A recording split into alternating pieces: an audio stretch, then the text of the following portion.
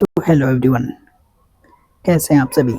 आशा करते हैं आप लोग बहुत अच्छे होंगे और साथ में आपकी पढ़ाई भी बहुत अच्छी चल रही होगी। तो चलिए, बहुत से स्टूडेंट का यहाँ पे डिमांड था कि सर मैथ्स और रीजनिंग के लिए भी कुछ कीजिए, मैथ्स और रीजनिंग के लिए भी कुछ कीजिए। ठीक, तो हम लोग यहाँ पे आ गए हैं कि ब्रांड न्यू सीरीज को लेके, जिसका नाम मैंने रखा है, क्या रखा है यहाँ पे, CTQ। क्या रखा है मैंने, CTQ। यानी कि यहाँ पे हम लोग क्या करने वाले हैं, कंसेप्ट थ्रो क्वेश्चंस करने वाले हैं। जितने भी कंसेप्ट है इसको रिवाइज करेंगे क्वेश्चन के थ्रू। किसके थ्रू, हम लोग क्वेश्चंस के थ्रू हम लोग यहाँ पे कंसेप्ट देखने वाले हैं।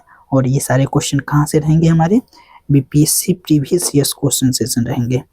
BPSC द्वारा पिछले साल में जितने भी सारे या रिसेंट के जितने भी एग्जाम है, BPSC आयोग द्वारा जितने भी क्वेश्चन पूछे गए हैं, सारे सोर्स वहीं से है। तो चलिए, बिना देरी किए हम लोग इस सेशन को शुरू करते हैं। चूँकि हम लोग इसमें क्या कर लेंगे, पहले 20 क्वेश्चन हम लोग मैथ के करेंगे, फिर 20 क्वेश्चन हम लोग रीजनिंग के भी यहाँ पे करने वाले हैं। तो चलिए, बिना देरी किए हुए हम लोग पहले क्लास करते हैं, फिर उसके बाद आप अपना ओपिनियन कमेंट सेक्शन में रख सकते हैं। चलिए, बिना देरी किए हुए हम लोग शुरू करते हैं। चूँकि हमारा एग्ज़ाम भी क्या है, ADA वाले बच्चे के लिए एग्ज़ाम जो हमारा 14 अप्रैल से शुरू हो रहा है, ठीक ना। तो चलिए, बिना देरी किए हुए आज का हमारा पहला क्वेश्चन है। ये देखिए, आज का हमारा पहला क्वेश्चन है। क्वेश्चन क्या कह रहा है, सबसे पहले तो आपको जिस लैंग्वेज में आपको आसानी हो, क्योंकि मैंने यहाँ पे क्वेश्चन बाइलिंगुअल रखा है, तो बच्चे नहीं बोलेंगे कि इसको हिंदी में लेके आइए या फिर इंग्लिश में लेके आइए। अपने हिसाब से क्वेश्चन को एक बार समझ लीजिए, उसके बाद हम लोग इसको सॉल्व करते हैं। अब पहले आप खुद से सॉल्व कीजिए, फिर हम इसको सॉल्व करते हैं, उसको देखेंगे कि ये कैसे सॉल्व हुआ। और जो भी डाउट रह जाएगा आप कमेंट सेक्शन में करेंगे, हम उसका इंडिविजुअल आपको रिप्लाई देंगे। चलिए, तो क्या कह रहा है क्वेश्चन, क्या कह रहा है, 2 train start simultaneously from station A and B इतना kilometre apart towards each other at इतना किलोमीटर पर आवर एंड इतना kilometre per hour. A bird flying at इतना kilometre per hour keeps flying between them. How far does the bird fly before the train meets? आशा करते हैं question आप हिंदी या English जो भी है पढ़ लिए होंगे और क्वेश्चन को समझ के आप एक बार अपने खुद से बना लिए होंगे। तो चलिए, सबसे पहले तो हमको यहाँ पे कंसेप्ट हमको क्या लगाना है, एक तो रिलेटिव स्पीड का कंसेप्ट लगेगा हमारा यहाँ पे, रिलेटिव स्पीड। आशा करते हैं आप लोग सब कोई आप लोग ये सारे कंसेप्ट पढ़ लिए होंगे। ठीक, तो क्या होता है, सेम डायरेक्शन में होता है, तो हम क्या करते हैं, सेम डायरेक्शन में क्या होता है, हम रिलेटिव स्पीड निकालने के लिए हम लोग क्या करते हैं, माइनस कर देते हैं। वहीं अपोजिट डायरेक्शन में ट्रेन रहती है, अपोजिट डायरेक्शन में रहती है, तो रिलेटिव स्पीड निकालने के लिए हम लोग क्या कर देते हैं, दोनों के स्पीड को जोड़ देते हैं। तो क्वेश्चन आखिर क्या कह रहा है, ये देखिए, ये क्वेश्चन का सोर्स आपको यहाँ पे मेंशन किया हुआ है, आप चाहते हैं तो यहाँ पे देख सकते हैं। चलिए, और यहाँ पे मैंने एक नया सा चीज़ ट्राई किया है। यहाँ पे ये जो हाई जो दिखा रहा है आपके, ये क्वेश्चन के लेवल को दिखा रहा है। ठीक, तो आप खुद से जज कर सकते हैं। चलिए, तो क्या कह रहा है, हमारा स्टेशन A यहाँ पे है और स्टेशन B यहाँ पे है। यहाँ से हमारा 60 किलोमीटर पर आवर के हिसाब से ट्रेन चलती है और इधर से हमारा कितना 40 किलोमीटर पर आवर के हिसाब से इधर से एक ट्रेन चलती है। ठीक, और क्या कह रहा है, इसी बीच एक जो चिड़िया जो है, एक चिड़िया जो है 100 किलोमीटर पर आवर के हिसाब से 100 किलोमीटर पर आवर के हिसाब से उड़ती है। जब तक उड़ती है जब तक कि ये दोनों ट्रेन एक दूसरे को क्रॉस ना कर जाए, यानी एक दूसरे से मिल ना जाए। हाँ, चूँकि मान लीजिए इसका स्पीड 60 है, तो ये ज़्यादा ही डिस्टेंस तय करेगी, यानी कि ये दोनों के मिलने के पहले तक ये चिड़िया उस टाइम में कितना दूर तक उड़ेगी, ये आपको बताना है। ठीक, तो दोनों के बीच का डिस्टेंस हमारा क्या दिया हुआ है, हमारा यहाँ पे दिया हुआ है 400 किलोमीटर, 400 किलोमीटर दिया हुआ है। ठीक, और दोनों का रिलेटिव स्पीड क्या हो जाएगा, चूँकि दोनों अपोजिट डायरेक्शन में चल रहे हैं, तो हमारा रिलेटिव स्पीड क्या हो जाएगा, यानी 60 + 40 यानी क्या हो जाएगा हमारा 100 किलोमीटर पर आवर हो जाएगा। क्या हो जाएगा हमारा 100 किलोमीटर पर आवर।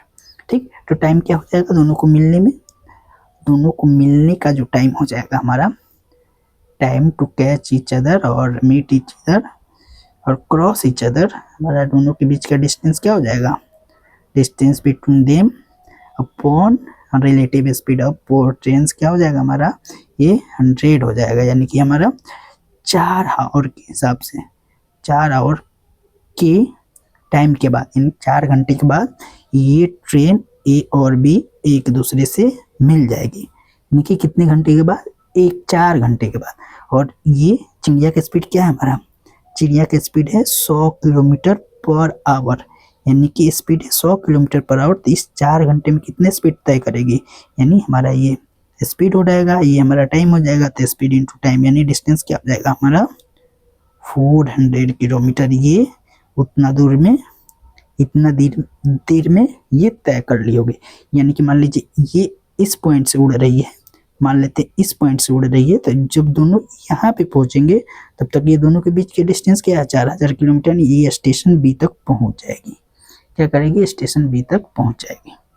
चलिए, आसान थी, बस क्वेश्चन को थोड़ा सा लैंग्वेज में फंसाने की कोशिश की गई है। चलिए, नेक्स्ट क्वेश्चन है, सेम पैटर्न सेम रहेगा। आप क्वेश्चन को हिंदी में या फिर इंग्लिश में करेंगे, फिर खुद से ट्राई करेंगे और उसके बाद मेरे द्वारा सॉल्व किए हुए को देखेंगे और समझेंगे। तो चलिए, चूँकि ये क्या है हमारा, यहाँ पे हाई दिया हुआ है बट है नहीं। देखिए, ये कौन सा चैप्टर है हमारा, क्वेश्चन क्या कर रहा है, सबसे पहले क्वेश्चन हम लोग पढ़ लेते हैं। A contractor undertakes to complete a work in 40 days and employs 20 men। Sorry, after 30 days only 60% of the work is done. How many additional men must be employed to finish on time? Time पे काम करने के लिए और कितने आदमी चाहिए, ये आपको पता है। ये टाइम एंड वर्क का जो चैप्टर है, टाइम एंड वर्क होता है, फिर पाइपिंग सिस्टम होता है, ठीक, सारे कंसेप्ट एक ही कंसेप्ट पे ये सारा चैप्टर फिनिश हो जाता है। और वो क्या होता है, वो फिजिक्स का रूल क्या होता है हमारा, एफिशिएंसी इनटू टाइम। एफिशिएंसी को हम जब टाइम से मल्टीप्लाई कर देते हैं तो हमारा क्या हो जाता है, टोटल वर्क निकल जाता है। और इसी एक फार्मूला पे हमारा सारा ये चैप्टर निपट जाता है। और एक और आप लोगों ने पढ़ा होगा क्या, M1 D1 H1 W1 क्या होता है, याद आ रहा है, M2 D2 H2 by W2। MDH formula तो आपको पता ही होगा। ये चूँकि फार्मूला है नहीं, चूँकि सारा इसी से बनाया गया हुआ है, हमारा कंसेप्ट तो एक ही है, तो फिजिक्स का कंसेप्ट लगता है। चलिए, क्वेश्चन हम लोग समझ लिए हैं। क्या होता है, एक ठेकेदार होता है जिसको कि एक कॉन्ट्रैक्ट लेता है कि 40 दिन में उसको काम करना है, और इसके लिए वो 20 आदमी को ही एम्प्लॉय करता है। 30 दिन के बाद क्या होता है कि 60% ही वर्क काम होता है। तो चलिए, सबसे पहले तो हम MDH पे ही इसको निपटा देते हैं। चूँकि आवर तो दिया नहीं है, तो आवर से हमको कोई मतलब नहीं है। तो क्या होता है, ये जो 30 दिन का काम है, 30 दिन में कितना काम कर रहा है, 30 दिन में हमारे पास एम्प्लॉयज कितने हैं, 20 लोग हैं। और इतने दिन में कितना हमारा काम हो रहा है, W1 ये 60% है, दोनों बगल हम परसेंटेज में ही लिख देंगे, तो परसेंटेज हमको कोई लेना देना है नहीं। यानी 30 दिन में 20 लोग 60% काम कर रहे हैं, तो हमारे पास टोटल कितने दिन में काम करना है हमको, 40 दिन में। 30 दिन यहाँ पे 20 लोग काम किए, हमारे पास रिमेनिंग डेज कितने बच गए, हमारे पास रिमेनिंग जो डेज है, रिमेनिंग और लोगों को कितने दिन में काम करना है, 10 दिन में ख़त्म करना है। तभी तो ये कॉन्ट्रैक्टर का कॉन्ट्रैक्ट पूरा होएगा टाइम पे, तभी तो टाइम पे फिनिश होएगा ना। यानी कि 10 दिन में, इधर M1 थे, मान लेते M1 थे, ठीक, तो यहाँ पे M2 पहले टोटल आदमी निकाल लेंगे, फिर देखेंगे कितना बड़ा है वो लास्ट में देखेंगे। M2 को कितना हमको वर्क कितना बच गया है, 60% यहाँ पे हो गया है, तो बचा कितना, कार्य कितना बचा हमारा, ये देखिए 40% बचा। तो चलिए फटाफट से हम लोग M2 का वैल्यू निकाल देते हैं। ये क्या हो जाएगा, ये 0 से 0 चला जाएगा, 4 से 15 हो जाएगा, और 15 दूना 30, यानी M2 टोटल ये 20 दूना 40 लोग और रहेंगे, तब वो रिमेनिंग काम को 10 दिन में पूरा करेंगे, तब कॉन्ट्रैक्टर का कॉन्ट्रैक्ट 40 दिन का पूरा होगा। यानी टोटल टोटल 40 लोग 10 दिन में काम करेंगे तब पूरा टाइम पे होएगा, बट हमारे पास पहले से 20 लोग हैं, पहले से 20 लोग लेके गया है, यानी कि हमारा इसमें से 20 घटा देंगे, यानी 20 लोग को और ज़रूरत पड़ेगा ताकि वो 10 दिन के अंदर ही रिमेनिंग 40% के काम को हम वो लोग कंप्लीट कर लेंगे। चलिए ये सिंपल सा, और भी इसके बहुत सारे मेथड हैं, उसका यूज करके आप बना सकते थे, बट मुझे सबसे आसान यही लगा तो मैंने यही चूज कर दिया। चलिए आशा करते हैं आप लोगों को समझ में आया होगा, और नहीं आया होगा तो कमेंट सेक्शन आपका है, वहाँ पर पूछिए, मैं आप लोगों का ज़रूर वहाँ पे हो सके तो रिप्लाई करूँगा। चलिए सिंपल सा क्वेश्चन है, यहाँ पे देखिए मैथमेटिक्स मॉडरेट लेवल है। चलिए फिर मैं दोहराऊंगा नहीं, आशा करते हैं आप लोग क्वेश्चन पढ़ लिए होंगे। क्वेश्चन क्या कह रहा है, difference between compound interest and simple interest on इतना एट इतना % पर एनम फॉर 2 ईयर्स। चलिए वैसे तो 2 साल के CI और SI के बीच का डिफरेंस का फॉर्मूला ही डायरेक्ट होता है, क्या होता है हमारा R square rate square by 100% 100 होता है, यानी कि इतने % का जो होता क्या होता है हमारा, ये दोनों के बीच का डिफरेंस होता है। होता क्यों है क्योंकि हम लोग यहाँ पे प्रूफ करने नहीं जा रहे हैं, बट एग्जांपल के थ्रू ही यहाँ पे देख लेते हैं। मान लेते हैं हमारा रेट क्या दिया हुआ है, यहाँ पे देखिए रेट क्या है हमारा, यहाँ पे रेट दिया हुआ है 15%, ठीक 15% पर एनम है, ये बहुत ध्यान से देखना होता है, पर एनम है, सालीना है, ठीक। तो हमारा CI SI देखते हैं पहले, SI 2 साल का क्या हो जाएगा, 1 साल पे 15% लग रहा है, तो सिंपल नीचे यानी साधारण बात तो साधारण ही होता है, तो 1 साल में 15% लग रहा है, तो दूसरे साल में कितना हो जाएगा हमारा 30% लगेगा 2 साल में। बट क्या होता है हमारा, क्या हो जाता है, जो CI होता है, वो क्या होता है हमारा सक्सेसिव लगता है, क्या होता है हमारा सक्सेसिव परसेंटेज लगता है ना। तो क्या होता है सक्सेसिव का 2 साल के ब्याज का क्या हो जाएगा, सक्सेसिव फार्मूला क्या होता है हमारा 2 साल के A + B + A × B by 100 होता है। ये आपने फार्मूला पढ़ रखा होगा, या फिर ये फार्मूला तो मैंने ऐसे बताया, वरना आप डायरेक्ट भी निकाल सकते थे। बहुत सारे रूल है सक्सेसिव को लेके, बट हम लोग ये डायरेक्ट इस फार्मूला का यूज करके चूंकि यहाँ पे दोनों हमारा क्या रहेगा 15% रहेगा, यानी कि 15 30 हो जाएगा। ये देखिए 15 + 15 + 15 का स्क्वायर करेंगे तो हमारा 225 बाई 100 हो जाएगा, यानी कि 30 2 32.25, यानी 2 साल में CI हमारा इतना होएगा और SI इतना होएगा, दोनों के बीच का डिफरेंस लेंगे तो क्या हो जाएगा 2.25%, जो कि यही आया, ये देखिए यही तो है R स्क्वायर बाई 100, यानी 15 का स्क्वायर बाई 100, यानी SI और CI के बीच का डिफरेंस 2 साल का क्या हो जाएगा हमारा R स्क्वायर बाई 100, यानी 2.25%, ठीक। तो चलिए 16,000 का 2.25% निकाल लेते हैं, परसेंटेज 100 से ये 2 जीरो चला जाएगा, ठीक, और 2 जीरो चला जाएगा, हमारे पास 2 जीरो और भी है, तो ये देखिए कितना हो जाएगा 16 16 दूना 32 8 40, 16 दूना 32 4 36, हमारे पास क्या है, 1 जीरो इसमें का भी है, 1 जीरो इसमें का भी है, और 2 ये पॉइंट हमारा बच गया, तो यहाँ पे 2 लगा देंगे, यानी कि क्या हो जाएगा 360 रुपया। CI और SI के बीच का डिफरेंस क्या हो जाएगा हमारा 360 हो जाएगा। चलिए आशा करते हैं ये भी बहुत मतलब मॉडरेट ही था। ये डिपेंड करता है कि कितना जल्दी इसको सॉल्व कर लेते हैं, और चूंकि तो हमारा ADU में क्या होने वाला है 100 क्वेश्चन होने वाले हैं, 100 क्वेश्चन होने वाले हैं ना, जनरल एप्टीट्यूड के 100 क्वेश्चन होने वाले हैं, तो आप कितना इसको जल्दी कर लेते हैं। चलिए आशा करते हैं ये भी आपको समझ में आया होगा, तो चलिए बिना देरी किए हुए अगले क्वेश्चन पे बढ़ते हैं। सेम है, रूल सेम है, पहले क्वेश्चन को पढ़ेंगे और खुद से पहले करने की ट्राई करेंगे। तो चलिए, हमारा ये भी लेवल क्या रह रहा है, हमारा यहाँ पे मॉडरेट है। तो क्वेश्चन क्या कर रहा है देखते हैं। Pipe A fills a cistern in 15 minute, pipe B 20 minute, C empties in 60 minute. If all three are open simultaneously how long it to fill. सबसे इजी है हमारा, यहाँ पे क्या है, टाइम दिया हुआ है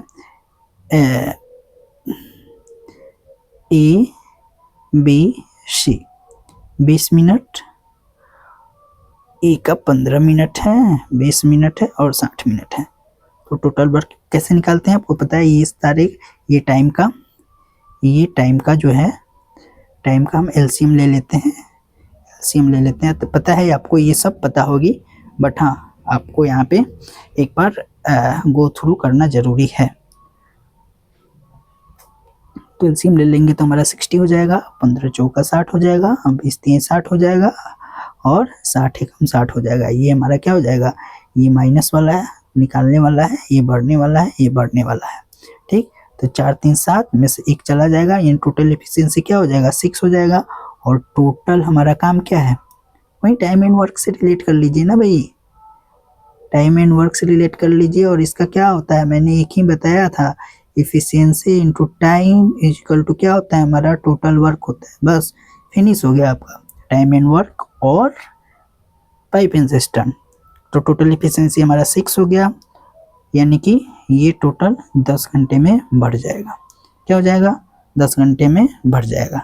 तो चलिए, ऐसे क्वेश्चन पे हम लोग ज़्यादा टाइम नहीं वेस्ट करेंगे, क्योंकि अभी बहुत सारे क्वेश्चन हम लोगों को करने हैं। चलिए, ये देखिए, पता नहीं इसको कौन बता दिया, इसको हाई रखने के लिए। तो चलिए, आशा करते हैं क्वेश्चन पढ़ लिए होंगे। क्या रहा है, इस sum at compound interest double in 5 years, how many years it will the same sum become 8 times। 8 times कैसे हो जाएगा, आपको पता है, क्या डबल्स होता है, यानी कि 2 साल में नहीं, यहाँ पे 5 साल में 5 year में क्या होता है, हमारा डबल्स होता है। तो उसको 8 times बनना है, 8 times बनना है। कितना बनना है हमको, 8 times बनना है। तो 8 को बनने के लिए हम देखेंगे ये जो है, ये कितने के पावर में आ रहा है, यानी 2 की पावर 3 होता है ना, 2 का पावर 3 हमारा क्या हो जाता है, 8 होता है। यानी कि ये दुगुना की जो पावर हम देखते हैं, यानी कि ये जो 3 जो है ना, यानी 5, कैसे समझाऊं मैं, ये देखिए 5 साल में 2 गुना हो जा रहा है। तो 8 गुना होने के लिए ना, ये जो बेस है जो हमारा, इसकी पावर को देखते हैं, यानी 2 की पावर ये 3 में लिख सकते हैं। यानी कि ये जो 5 जो है ना, ये 5 को सिंपली इसके पावर से हम लोग मल्टीप्लाई कर देंगे, यानी कि 15 साल में क्या हो जाएगा, ये 8 गुना हो जाएगा। देखिए, अगर ऐसे क्वेश्चन दिया होगा तो आपको आंख मूंद के ये इसके यहाँ पे डबल्स हो रहा है ना, डबल्स इसी के पावर में ये पूछेगा, वरना आपको बहुत सारा डाटा दिया रहेगा। क्या करना है, आपको देखना है ये जो बेस है इसके कितने पावर का पूछा जा रहा है।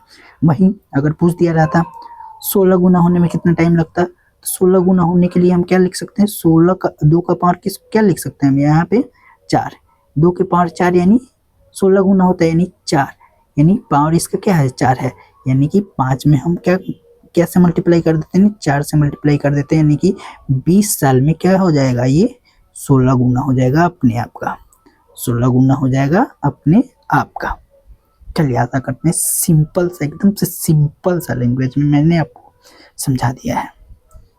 चलिए, चूँकि ये, और हाँ बता दूँ, चूँकि यहाँ पे हम लोग शॉर्ट ट्रिक से कर रहे हैं, तो इसमें कोई कंसेप्ट की बात नहीं है, और जहाँ पे समझाने की ज़रूरत होगी मैं आपको बताऊँगा। तो चलिए, नेक्स्ट क्वेश्चन है हमारा, ये देखिए। सबसे पहले क्वेश्चन आप खुद से पढ़िए, बाकी हम लोग ये देखते हैं। A boat goes 30 kilometre upstream and 40 kilometre downstream in 10 hour, also 40 kilometer upstream and 55 kilometer downstream in 30 hours. Find the speed of stream. यहाँ पे बोट एंड स्ट्रीम का ये एक कंसेप्ट है। चलिए यहाँ पे हम लोग रिवाइज कर लेते हैं क्या होता है। मान लेते हैं बोट का स्पीड बोट ही ले लेते हैं और स्ट्रीम का हम लोग वाटर मान लेते हैं। बोट प्लस स्ट्रीम क्या होता है हमारा? Up stream. नहीं ब्रो, मच्छर परेशान कर रहे हैं। बोट प्लस वाटर ये क्या होता है हमारा? डाउन स्ट्रीम होता है। डाउन स्ट्रीम होता है। और बोट माइनस वाटर यानी अप स्ट्रीम होता है।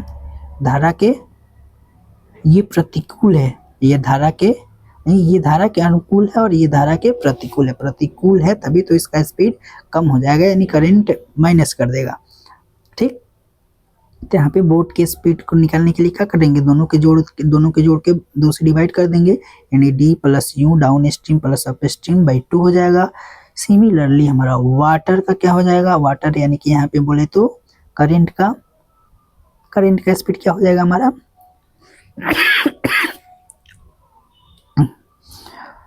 Sorry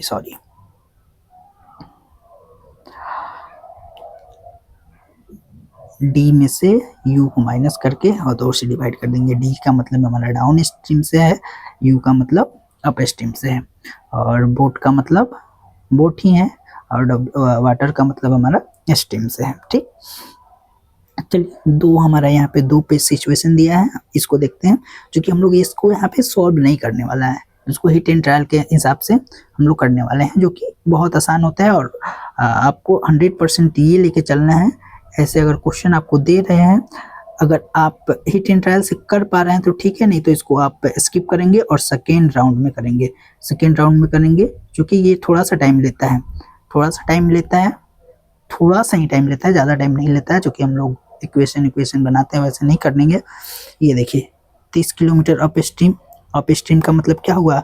boat minus water plus 44 kilometre down stream क्या हुआ हमारा? Boat plus water. ये कितने में पूरा करता है हमारा? 10 आवर में करता है। सिमिलरली यहाँ पे देखिए 40 किलोमीटर अप स्ट्रीम यानी कि boat minus water plus 55 kilometre down stream यानी कि बोट प्लस वाटर कितने में करता है? 13 आवर में करता है। ठीक, यहाँ पे आपको कुछ दिख रहा है, क्या? 44, और यहाँ पे क्या दिख रहा है? 55। यानी कि ये दोनों का मान, इस दोनों का मान अगर हम 11 लेते हैं तो ये कितना बार में कट जाएगा? 4 कट जा रहा है, यहाँ 4 है, और यहाँ पे टोटल कितना कर रहा है? 10। यानी कि यहाँ पे हमारा 6 होना चाहिए। 6 कब आएगा? जब बोट माइनस वाटर यानी कि हमारा अप स्ट्रीम का वैल्यू कितना होना चाहिए? 5 होना चाहिए। अगर सेम यहाँ पे काम कर गया, यानी कि आपका हिट एंड ट्रायल काम कर गया। चलिए यहाँ पे 11 लेते हैं तो ये हमारा क्या हो जाएगा? 5 हो जाएगा। और इसको 5 लेते हैं तो हमारा ये क्या हो जाएगा? हमारा 8 घंटा हो जाएगा। और दोनों को जोड़ते हैं तो हमारा क्या हो जा रहा है? यहाँ पे 13 घंटा आ जा रहा है। यानी कि हम लोग जो एज्यूम किए थे वो कंडीशन सही है। और ऐसे हमेशा ये हो ही जाता है, क्योंकि क्वेश्चन बोलते हैं, एक एग्जामिनर ऐसे ही डाटा सेट करके देता है। नहीं तो हम लोग नेक्स्ट सेशन में देखते हैं कि इसको अगर नहीं होता है तो कितना जल्दी से जल्दी हम लोग इसको इक्वेशन के थ्रू ही कर सकते हैं। तो चलिए, चूंकि यहाँ पे हमारा हिट एंड ट्रायल काम कर गया, तो हमारा क्या है? ये देखिए बोट माइनस वाटर क्या है हमारा? 5 है, और बोट प्लस वाटर क्या है हमारा? 11 है। पूछ क्या रहा है हमारा? Find the speed of stream, यानी कि हमारा वाटर का स्पीड क्या निकालना है? क्या बताया था मैंने? वाटर के लिए क्या बताएंगे हम? डाउन स्ट्रीम में से ना अप स्ट्रीम को घटाएंगे, क्योंकि डाउन स्ट्रीम हमेशा ज़्यादा होता है। तो वाटर क्या हो जाएगा? 11 में से 5 घटाएंगे 6, और 2 से डिवाइड करेंगे, यानी 3 किलोमीटर पर आवर। क्या हो जाएगा हमारा? ये 3 किलोमीटर पर आवर हो जाएगा। चलिए ऐसा करते हैं, ये भी समझ में आ गया होगा।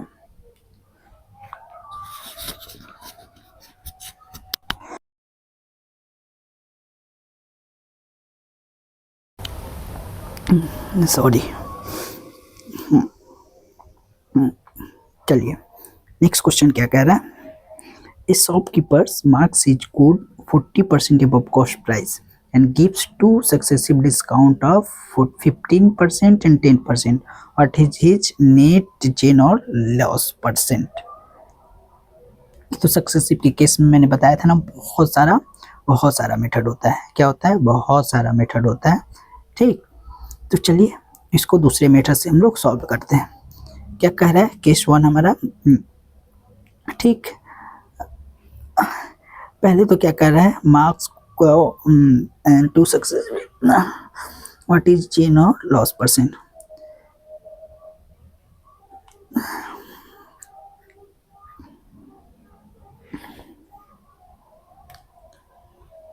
चालीस % का वैल्यू क्या हो जाएगा? फ्रैक्शन में क्या हो गया? 8 25 40, 20 दूना 40, 20 25 100, 2/5, 3 25 15 और 20 25 100, और 10% का क्या हो जाएगा? 10% ही रहेगा। ठीक, तो पहले क्या करता है? मार्कअप करता है ना 20% 40% का, यानी कि 5 का कॉस्ट प्राइस है, और मार्कअप कितना कर देता है? 40% का, यानी कि 7 कर देता है। फिर क्या करता है? 15% का डिस्काउंट पहला देता है, यानी 20 पे 3 यूनिट का डिस्काउंट देगा तो कितना हो जाएगा हमारा? 17 हो जाएगा। सिमिलरली 10% का डिस्काउंट देगा, 10 पे डिस्काउंट देगा 1 का, तो कितना हो जाएगा? ये हमारा 9 पे हो जाएगा।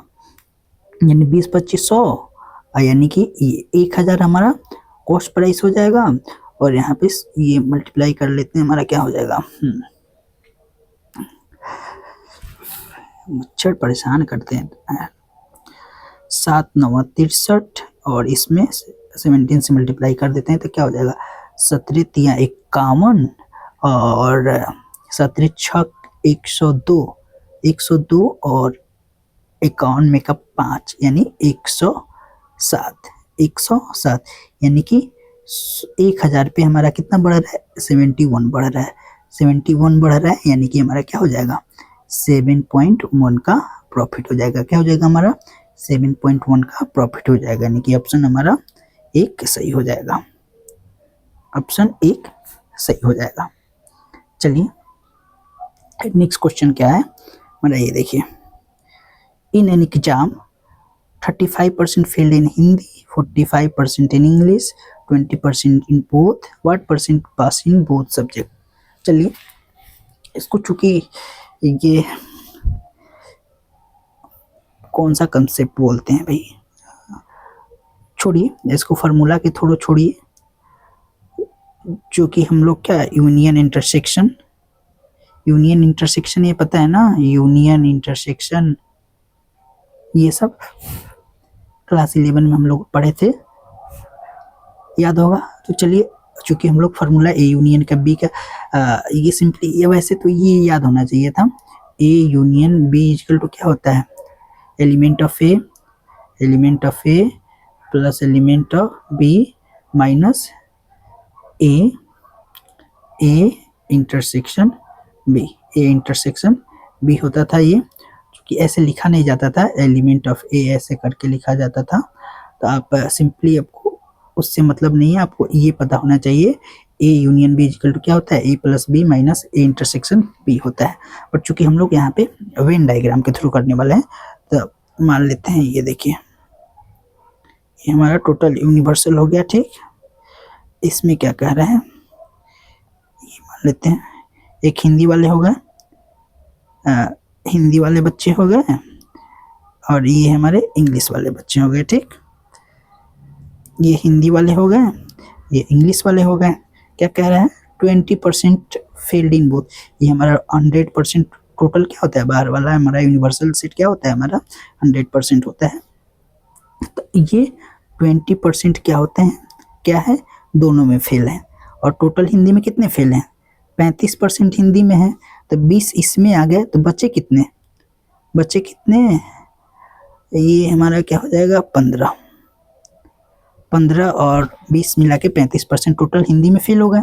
ठीक, सिमिलरली टोटल 45% इंग्लिश में फेल हुए, तो 20 यहाँ पे है, तो यानी 25 यहाँ पे बचे होंगे, यानी कि अब टोटल हमारे पास फेल कितने हो जाएंगे? हिंदी हिंदी और इंग्लिश में मिला के 15 केवल हिंदी में है, 25 केवल इंग्लिश में है और दोनों मिला के 20 में है। 15, 25, 40, 20, 60। 60% बच्चे जो हैं हिंदी और इंग्लिश में फेल हैं। क्या है? फेल्ड हैं। याद क्या रखना है? ये हमारा फेल वाला है। तो पास कितने हुए? What percent passed in both subject? 60% fail हुए, यानी कि 40% हमारा क्या होंगे? पास होंगे। 40% हमारा क्या होंगे? पास हो जाएंगे। इसको इसके थ्रू भी आप आराम से निकाल सकते थे। चलिए नेक्स्ट क्वेश्चन है। मॉडरेट क्या बोलेंगे? इसको बहुत इजी बोलेंगे। इजीएस्ट बोलेंगे। Ages of A B C are in ratio, इतने की रेशियो में दिया हुआ है। अब sum of their age is 60, what is B percentage? चलिए इसमें भी कोई कंसेप्ट बताने की जरूरत है, ये बचपन से पढ़ते आ रहे होंगे। 5 3 8 7 15, 15 का वैल्यू क्या दिया हुआ हमारा? 60, यानी 4 यूनिट। 4 यूनिट में हमको कितना बी का परसेंटेज बताना है, यानी इसमें 5 से गुना कर देंगे, यानी 5 चौका 20 ईयर। 20 ईयर। ऐसे क्वेश्चन को हम लोग को टाइम नहीं देना था, बट क्या है, ये भी पूछा हुआ है शायद सेमी प्रीलिम्स में है। बीपीसी 70 प्रीलिम्स, ये कॉपी हो गया है क्या? नहीं नहीं, ठीक है, सोर्स ठीक है। चलिए वैसे एक दो इजी तो रहेंगे, सारे क्वेश्चन तो मॉडरेट और हार्ड तो मिलेंगे नहीं आपको। चलिए यहाँ पे देखिए, ए स्फीयर ऑफ डायमीटर 20 सेंटीमीटर, इसको हम लोग इधर कर लेते हैं। ये सही पूरा। इतना क्लास बीत जाने के बाद ये थोड़ा सा दिमाग में आया, क्योंकि पहला क्लास है ना। Sphere of diameter 12 centimetre melted and recast into A cone of base radius 6 centimetre, what is the height of the cone? Concept क्या है हमारा? मान लेते हैं एक गोला को, एक स्फीयर को पिघला के, ठीक, एक कोन बनाते हैं, या मान लेते हैं यहाँ पे कोन बनाया गया हो। यहाँ पे हमारे पास बहुत सारे फिगर हैं। यहाँ पे ये रहा ज्योमेट्री और ये रहा हमारा, मान लेते हैं स्फीयर से हम कोन बना दिए। हम टाइम क्यों वेस्ट करें जब हमारे पास सिस्टम है तो है। इस स्फीयर को पिघला के हम लोग कोन बना देते हैं। तो क्या बताता है? तो इस केस में हमारा क्या होता है? Volume of this is equal to volume of this, यानी ये दोनों का वॉल्यूम समान होना चाहिए, क्योंकि सारा मटेरियल हमारा एज्यूम करते हैं कि हमारा 1% भी मटेरियल क्या होता है? वो वेस्ट नहीं होता है। क्या होता है? वेस्ट नहीं होता है। ठीक, तो हाइट ऑफ कोन बताना है। तो सबसे पहले वॉल्यूम ऑफ स्फीयर क्या होता है? 4/3 पाई चूंकि ये डायमीटर है तो रेडियस क्या हो जाएगा? d/2, यानी कि 6 × 6 × 6 क्या होता है? 4/3 पाई r क्यों होता है? Volume of sphere. Volume of sphere क्या होता है हमारा? 4/3 पाई r क्यों। इसका वॉल्यूम कोन के वॉल्यूम के बराबर होएगा। तो कोन का वॉल्यूम क्या होता है हमारा? 1/3 पाई r²। r² इसका डायमीटर क्या दिया हुआ है? नहीं, इसका बेस का रेडियस नहीं दिया हुआ है, यानी 6 × 6 r²। इसका वॉल्यूम क्या होता है? यहाँ पे लिख देते हैं 1/3 पाई r² h। r² h ही तो हमको निकालना है। ये 3 से 3 चला जाएगा, पाई से पाई चला गया, 2 6 से 2 6 चला गया, यानी कि h इक्वल टू क्या हो जाएगा? 6 चौका 24, 6 4 जा 24। चलो इंग्लिश वाले बच्चों के लिए भी बोल दिए, हाँ कि ना? बताओ जरा लगिन, यानी कि हमारा हाइट कितना हो जाएगी? 24 सेंटीमीटर हो जाएगी। बिहारी सिनबानी लगिन। चलिए लगिन, ठीक। अगला क्वेश्चन पर पढ़ल जाओ, जल्दी जल्दी से कल जाओ ना। हमने कि मैथ के कितना क्वेश्चन करे के बाद, अब बाप रे, अभी 11 ही पे बानी सन, कौन बात ना, स्पीड बढ़ाओ जाओ। तो आइए देखते हैं, सेम रहेगा। सबसे पहले आप क्वेश्चन खुद पढ़ेंगे और फिर हम लोग यहाँ पे देखने वाले हैं। 7000 is divided among A B C, A share is double of B share is double of C. Simple सा रेशियो का क्वेश्चन है, ए बी सी, ये एकरा से डबल बा, इनकरा से डबल हमारा होई बा। क्रिकेट का कमेंट्री भोजपुरी में देखते देखते मतलब भोजपुरी से मतलब इतना इंटरेस्टिंग हो सकता है। ठीक, चलिए बी का शेयर जो है सी से दोगुना है और ए का शेयर जो है बी का दोगुना है, ठीक। और टोटल कितना है हमारा 7000 है, यानी टोटल यहाँ पे यूनिट कितना आ जाएगा, 7 का वैल्यू कितना है हमारा 7000 है, 7000 है, यानी कि 1000 एक यूनिट का वैल्यू हो गया। तो हमारा क्या बताना है, सी का शेयर बताना है। तो सी क्या हमारा 1 ही है, तो 1 का वैल्यू हमारा 1000 ही हो जाएगा। सी का शेयर ये हमारा हो जाएगा। चलिए, इसमें कोई समझाने वाला बात नहीं था, और यहाँ पे मॉडरेट काट के हमारा इजी कर लेंगे। चलिए अगला क्वेश्चन हमारा, फिर ट्रेन भाई आगे ले। A train 200 metre train overtakes a man walking इतना kilometre per hour same direction in 30 second. It also passes a platform in 45 second. What is the length of the platform. कथी में, metre में दे ले बनो option में, ठीक। तो सबसे पहले मैंने पहले क्वेश्चन में ही बताया था क्या, रिलेटिव स्पीड। रिलेटिव स्पीड का कंसेप्ट क्या बताया था, सेम डायरेक्शन में माइनस अपोजिट डायरेक्शन में, अपोजिट डायरेक्शन में क्या होएगा हमारा यहाँ पे प्लस होएगा। तो 200 मीटर के ट्रेन बटे इतना किलोमीटर पर आवर के हिसाब से आदमी चलाता, ठीक। Man walking at 6 kilometre per hour. आ चुकी यहाँ पे देखिए, यहाँ पे हमारा क्या है, यूनिट मीटर में दिया हुआ है, और यहाँ पे क्या है, किलोमीटर पर आवर में दिया हुआ है, ठीक। तो इसको हम लोग मीटर पर सेकेंड में ही बदल लेते हैं, क्योंकि यहाँ पे भी मीटर पूछा है, ये भी सेकेंड में है और ये भी मीटर में दिया हुआ है। तो 6 को हम 5/18 से सिंपली मल्टीप्लाई कर देते हैं। ये भी बताना पड़ेगा क्या, 5/18 से किलोमीटर पर आवर को मल्टीप्लाई कर देते हैं, तो हमारा क्या हो जाता है, 6 तिरका 18, यानी 5/3 मीटर पर सेकेंड, ठीक। तो यहाँ पे हम लोग, हाँ कंडीशन क्या है कि हम लोग आदमी की जो लंबाई होता है ना, लंबाई तो होता है, लेकिन चौड़ाई यहाँ पे ना हम लोग 0 लेते हैं। क्या लेते हैं हम लोग, 0 लेते हैं, यानी कि ट्रेन खुद को जितना देर में पार कर लेगी, ठीक। तो 200 मीटर की ट्रेन है, इतना किलोमीटर के हिसाब से ये चलता है, तो दोनों के रिलेटिव स्पीड क्या हो जाएगा, रिलेटिव स्पीड क्या हो जाएगा हमारा, रिलेटिव स्पीड का ट्रेन और मैन का हमारा क्या हो जाएगा, ट्रेन का मान लेते हैं हम, टी ही मान लेते हैं, टी मीटर पर सेकेंड मान रहे हैं। इसमें से 6 घटाएंगे कि 6 में से उसको घटाएंगे क्या भाई, ये भी तो जूम करने वाली बात है ना। ट्रेन का हमेशा जूम करना क्या होता है, जूम क्या करना है कि ट्रेन का जो स्पीड जो रहेगा ना, ट्रेन का स्पीड हमेशा ज़्यादा रहेगा स्पीड ऑफ मैन के, ठीक।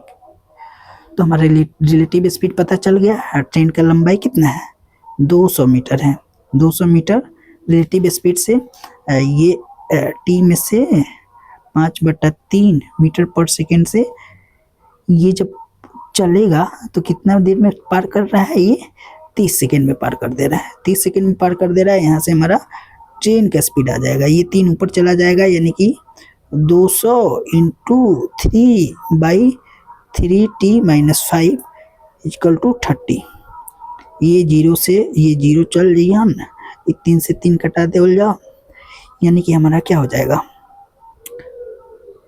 20 = 3t-5, सही है।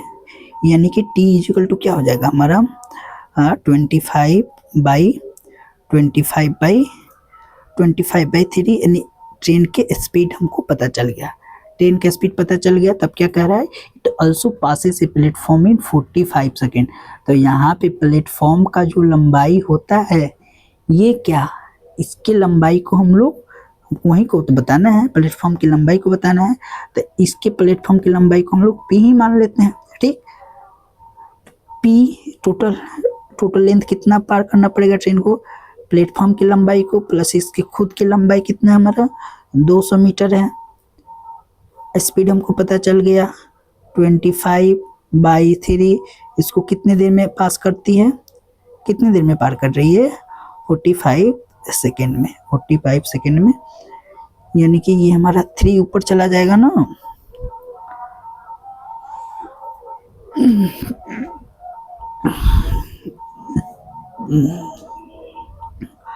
ये 3 ऊपर चला जाएगा ना, 3p, ये क्या हो जाएगा हमारा 3 दूना 600, 3 दूना 600 हो जाएगा, और 25 में 25 बच्चे 125, 25 चौका 100, अब 12 कितना हो जाएगा हमारा 100, 112, 112 हो जाएगा। इसमें से हम ये देखिए घटा लेंगे 600 तो क्या हो जाएगा 255 बाई 3, 3 एकम 3,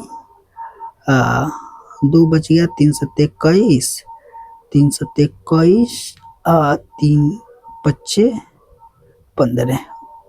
प्लेटफॉर्म का लंबाई क्या आ जाएगा 175। इतना बड़ा कैलकुलेशन करना पड़ा भाई,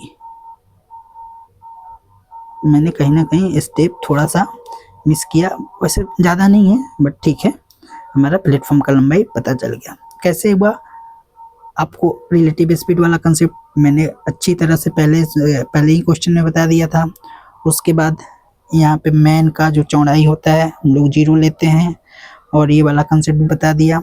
और हाँ, प्लेटफॉर्म को पार करने में लगा जो समय क्या होता है, length of platform plus train का लंबाई, दोनों लंबाई को जोड़ के जब हम रिलेटिव स्पीड का है, यहाँ पे प्लेटफॉर्म का तो कोई स्पीड होता नहीं है, तो यानी कि ट्रेन के स्पीड से हम लोग जब डिवाइड कर देंगे तो हमारा जो टाइम आ जाता है, और टाइम हमारा यहाँ पे ऑलरेडी दिया हुआ था और प्लेटफॉर्म की लंबाई को निकालना था, तो मैंने इसको इजी सा ये निकाल दिया।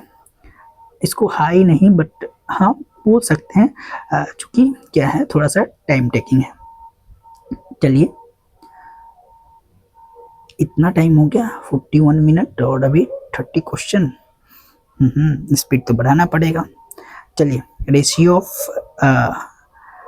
चूँकि हाँ शुरू में मैं क्या करता था कि हर एक क्वेश्चन पे मैं बताते चलता था क्या करना है हर बार, चूँकि अब नहीं बताऊंगा। चलिए क्वेश्चन पढ़ते हैं सीधे। Ratio of income A and B is 5:4 and expenditure is 3:2। If each saves 2400, what is A's income. A's income देखिए, टिपिकल सवाल है हमारा। टिपिकल सवाल क्या है, टिपिकल सवाल है, क्वेश्चन है हमारा रेशियो एंड प्रोपोर्शन का, और रेशियो एंड प्रोपोर्शन का, ठीक। तो हमारा क्या दिया हुआ है, हमारा ये इनकम दिया हुआ है, इनकम का हमारा रेशियो क्या दिया हुआ है 5:4 दिया हुआ है, ठीक। और एक्सपेंडिचर का क्या दिया हुआ है हमारा, एक्सपेंडिचर का क्या दिया हुआ है हमारा 3:2 दिया हुआ है, ठीक। और दोनों लोग कितना सेव करते हैं, हमारा 2400 सेव करता है। क्या करता है हमारा 2400 सेव करता है, ठीक। क्रॉस मल्टीप्लाई करेंगे, यहाँ यहाँ यहाँ यहाँ, पता है ना आपको। चलिए, कंसेप्ट कभी अगले वीडियो में हम बता देंगे, बट ऐसे टिपिकल सवाल हैं और आशा करते हैं ये क्वेश्चन आपने किया होगा।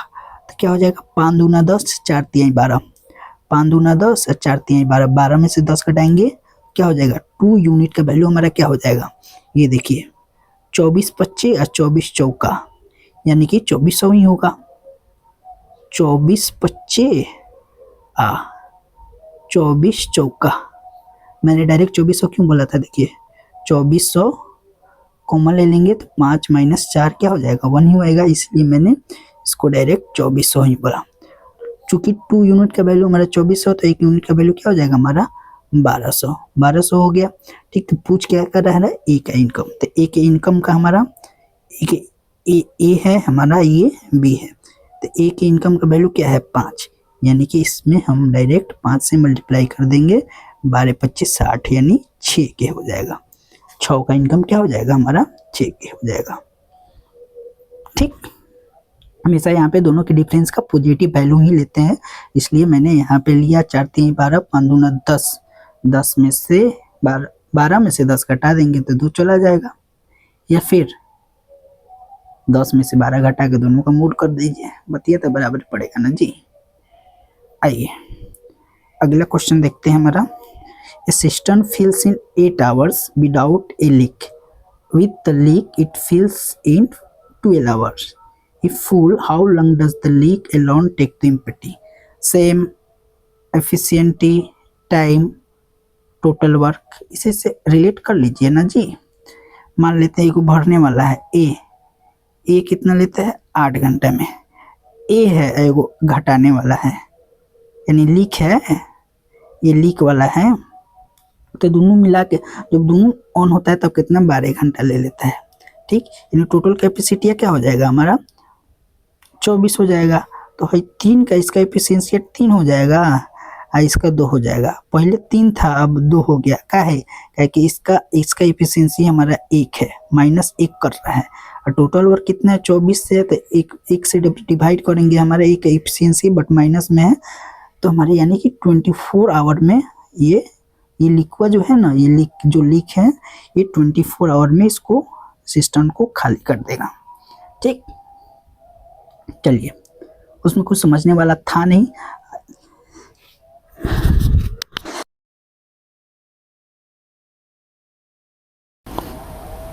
सॉरी। चलिए, अगला क्वेश्चन है हमारा, ये देखिए। A man invested 5,000 at 10% SI and 4,000 and 12% SI per annum. How many years will the total interest equal to 4900? How many years मान लेते हैं टी SI इजिकल टू क्या होता है हमारा P into R into T by 100 होता है ना जी। मान लेते हैं टी मान लेते हैं, तो इसका 10% निकाल लेंगे, इसका 12% निकालेंगे, तो क्या हो जाएगा 10 2 कट जाएगा, यानी कि 500 इसका हो जाएगा। 500 टी टाइम हम टी ले लिए हैं तो ये भी टी रहेगा। इसका 12 चौका 48 480 इसका भी टी रहेगा, यानी टोटल कितना हो जाएगा 980। टी का वैल्यू कितना हमारा 4900 होने जाना चाहिए। दोनों इंटरेस्ट पे, पहला मूलधन पे इंटरेस्ट ये हो गया और दूसरा मूलधन पे हमारा इंटरेस्ट ये हो गया। दोनों का वैल्यू हमारा इतना के बराबर होना चाहिए, यानी टी का वैल्यू कितना हो जाएगा 5 ईयर हो जाएगा। कैसे हो जाएगा 4900 को 980 से हम जब भागा देंगे ना 8/40 और 9×5 = 45 4 49, यानी कि 5 साल। 5 साल में जो है ना ये 5000 पर 10% के हिसाब से और 4000 पर 12% के हिसाब से दोनों का इंटरेस्ट जोड़ा जाएगा तो हमारा 4900 मिल जाएगा। चलिए अगला क्वेश्चन देखते हैं। अगला क्वेश्चन क्या है हमारा मैथमेटिक्स मॉडरेट का है। एक कंसेप्ट आपको पता रहेगा और ये आप ये क्वेश्चन कर ले जाएंगे, ठीक। मेंसुरेशन का हमारा यहाँ पे पहला question, the diagonals of a rhombus are 14 centimetre 30 centimetre, find its perimeter बताना है, ठीक। तो रोम्बस क्या होता है जी, समचतुर्भुज क्या होता है, चारों कोण इसके बराबर होते हैं और चारों भुजा भी बराबर होते हैं। ऐसे भी हो सकता है ना जी। चलिए ज़्यादा इसको डिस्कस नहीं करते हैं, सॉरी भैया लोग। तो देखिए ये रोम्बस हो गई हमारा ABCD। एक और मेन एगो प्रॉपर्टी पता दी का होला, मेन प्रॉपर्टी है जौन बाटे नु एक और डायगोनल जो बाटे नु एक दूसरे के बाइसेक्ट करेला, प्लस में इनु एक दूसरे के 90 डिग्री पर काटेला, यानी कि diagonal bisect each other eight 90 degree. यानी कि एगो 40 रखो तो है 20 हो जाए, है 20 हो जाए, एगो 30 रखो तो है 15 हो जाए, है 15 हो जाए। यानी कि 5 से डिवाइड करेंगे तो हमारा क्या हो जाएगा 5 3 15 अब 5 चौका 20, यानी यहाँ पे 5 से 5 मल्टीप्लाई कर देंगे, यानी कि ये 25 होना चाहिए। कैसे होना चाहिए, ट्रिपलेट आपको पता है, ट्रिपलेट पता है ना, पढ़े हैं। ये देखिए ट्रिपलेट होता है 3 4 5, इसको क्या बोलते हैं पाइथागोरियन ट्रिपलेट होता है। पाइथागोरियन ट्रिपलेट में हम किसी भी नंबर से मल्टीप्लाई करेंगे तो क्या होता है हमारा वो ट्रिपलेट ही रहता है। इसको 4 से मल्टीप्लाई कर देंगे तो हमारा क्या हो जाएगा यानी कि 12 हो जाएगा, और ये क्या हो जाएगा हमारा 5 से ना मल्टीप्लाई करना है हमको, यहाँ पे इसके चूंकि बराबर करना है तो हमारा ये 15 हो जाएगा, ये 20 हो जाएगा और ये हमारा क्या हो जाएगा 25 हो जाएगा। ये भी क्या है, ये अपने आप में ट्रिपलेट है। कैसे, ये 25 के स्क्वायर करेंगे तो हमारा 625 हो जाएगा, ये दोनों के स्क्वायर को जोड़ेंगे ना तो इतना ही बराबर हो जाएगा, से 225 हो जाएगा, आई 2 दूना 400 हो जाएगा, यानी 625 हो गया कि नहीं। तो हम बता रहे थे, आपको ट्रिपलेट पता होगा तो आप इसको डायरेक्ट निकाल सकते थे, या फिर वैसे करके आप 25 तो निकाल ही सकते थे। तो समचतुर्भुज है, यानी कि सारा भुजा तो बराबर होगा ना, तो यानी 4 से मल्टीप्लाई कर देंगे तो चारों भुजा का हमारा सम यानी कि पेरीमीटर निकल जाएगा, यानी कि हमारा क्या हो जाएगा 100 सेंटीमीटर। ये सही हो जाएगा ऑप्शन ए। चलिए अगला क्वेश्चन पे, और हाँ ड्राइंग पे मत जाइएगा, अगला क्वेश्चन पे आइए। A 40 litre mixture has milk and water in ratio इतना, how much water must be added to make the ratio high. कहाँ से हो जाएगा भैया, इसको भी इजी में रखिए, और हाँ लास्ट में बताइएगा कि क्या करना है। क्वेश्चन के लेवल को हम लोग को बढ़ाना चाहिए या ऐसे ही रखना चाहिए। तो चलिए 40 लीटर मिक्सर है, मिल्क एंड वाटर का हमारा क्या रेशियो दिया हुआ है 3:1, यानी कि ये 30 हो जाएगा, ये 10 हो जाएगा। कैसे हुआ आपको पता है, 4 का वैल्यू 40 है, यानी 1 का वैल्यू 10 है, यानी कि ये 30 लीटर है, ये 10 लीटर है। अब क्या कह रहा है, how much water must be added to make the ratio 2:3। क्या 2:3 बनाने के लिए कितना वाटर ऐड करना पड़ेगा। तो है ना, देखिए 2 का वैल्यू कितना दिया हुआ हमारा 30 दिया हुआ है ना, यानी कि 1 का वैल्यू 15, तो 3 का वैल्यू क्या हो जाएगा हमारा 45 होना चाहिए ना, तभी तो हमारा 2:3 में आएगा। यानी पहले 10 है, अब 45 हमको चाहिए, यानी कि कितना 35 लीटर और ऐड करना पड़ेगा। कितना लीटर ऐड करना पड़ेगा 35 लीटर। क्या है 35 लीटर। अब देखिए ना, करके देख लेते हैं, ये 30 है और 10 लीटर है, अब 35 लीटर ऐड कर देंगे तो हमारा क्या हो जाएगा 45 लीटर, यानी कि 15 दूना 30, अब 15 तिया 45, 2:3 आ गया, तो यानी कि 35 लीटर हमको ऐड करना पड़ेगा। चलिए ये देखिए अगला क्वेश्चन हमारा क्या कह रहा है, ए मर्चेंट मिक्स राइस कॉस्टिंग 30 रुपया के जी या 45 रुपया के जी इन 1:2 एंड सेल्स एट 46 रुपया पर के जी, फाइंड हिज प्रॉफिट परसेंट। तो प्रॉफिट परसेंट निकालने के लिए हमको क्या पता होना चाहिए, सबसे पहले तो हमको प्रॉफिट पता होना चाहिए, ठीक, और उसके बाद हमारा क्या पता होना चाहिए कॉस्ट प्राइस। प्रॉफिट परसेंट किस पे निकलता है, कॉस्ट प्राइस पे भी हम निकालते हैं, कॉस्ट प्राइस पे ही निकालते हैं। अब बाकी जहाँ पे एसपी यानी सेलिंग प्राइस पे अगर निकाला होगा वहाँ पे आपको मेंशन करेगा, नहीं तो हमेशा हमको जो प्रॉफिट परसेंट जो निकलता है वो हमारा कॉस्ट प्राइस पे ही निकलता है। तो चलिए 1:2 में मिलाता है 30 रुपया पर के जी और 45 रुपये के जी के। तो इसको हम लोग वेटेड एवरेज, क्या कौन से कॉन्सेप्ट से, वेटेड एवरेज के हिसाब से हम लोग कॉस्ट प्राइस निकाल लेते हैं। ठीक, मान लेते हैं आइटम ए है और आइटम बी है, कितने रेशियो में मिलाते हैं 1:2 के रेशियो में मिलाता है। पहला आइटम का रेट क्या है 30 रुपया पर के जी और दूसरा का क्या रेट है हमारा 45 रुपया पर के जी। तो वेटेड एवरेज निकालेंगे, दोनों को मल्टीप्लाई करेंगे, इससे डिवाइड कर देंगे, क्या हो जाएगा ये हमारा 30 हो जाएगा, 45 दूना 90, अब डिवाइड कर देंगे ये दोनों को जोड़ के, यानी 3 यूनिट से 9 3 12 में 3 से मल्टीप्लाई करेंगे तो हमारा क्या हो जाएगा 40 केजी पर रुपया के हिसाब से इसका कॉस्ट प्राइस पड़ा ना जी।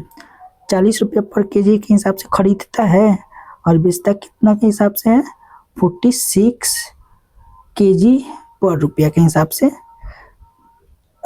रुपया पर इतना मच्छर भैया, इतना रुपया पर केजी बेचता है, यानी कि हमारा प्रॉफिट कितना पे हुआ, कितना का हुआ 6 पे हुआ, 6 पे हुआ, कितना पे हमारा 40 पे, 40 पे निकालेंगे तो क्या हो जाएगा 20 दूना 20 25 और 2 तिहाई यानी कि 5 तिहाई 15%, यानी 15%, अंडरस्टूड।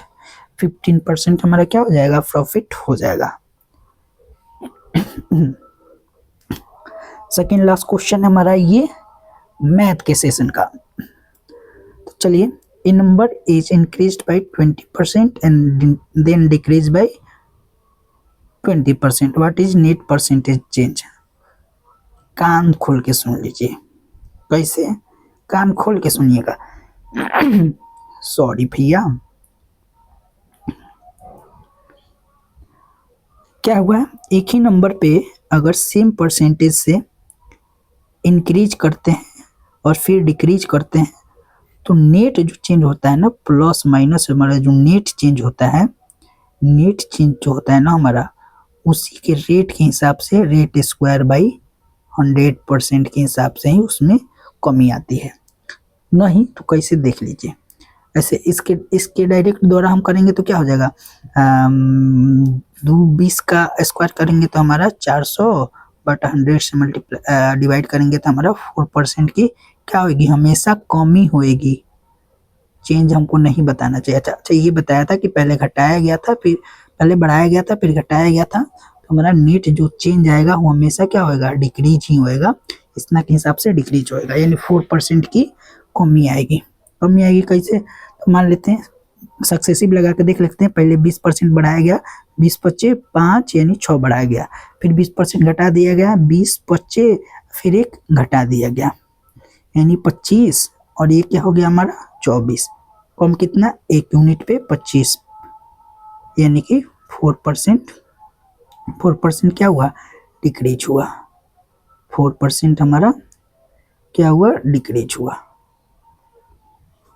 वही मैंने बताया, अगर किसी वैल्यू को सेम परसेंटेज से बढ़ाया घटाया जाए तो उसका नेट जो चेंज होता है वो हमेशा डिक्रीज में होता है, यानी माइनस में होता है, और आर स्क्वायर बाई 100 के हिसाब से उसमें कमी आती है। चलिए, मैंने नहीं सोचा था कि इतना बड़ा ये सेशन हो जाएगा। तो हम लोग पहला सेशन में पहले मैथ के ही रहते हैं और ऐसा करते हैं कि रीजनिंग वाला सेशन को, रीजनिंग वाले सेक्शन को हम लोग दूसरे लेक्चर में कर लेंगे, क्योंकि ये बहुत ज़्यादा हो रहा है।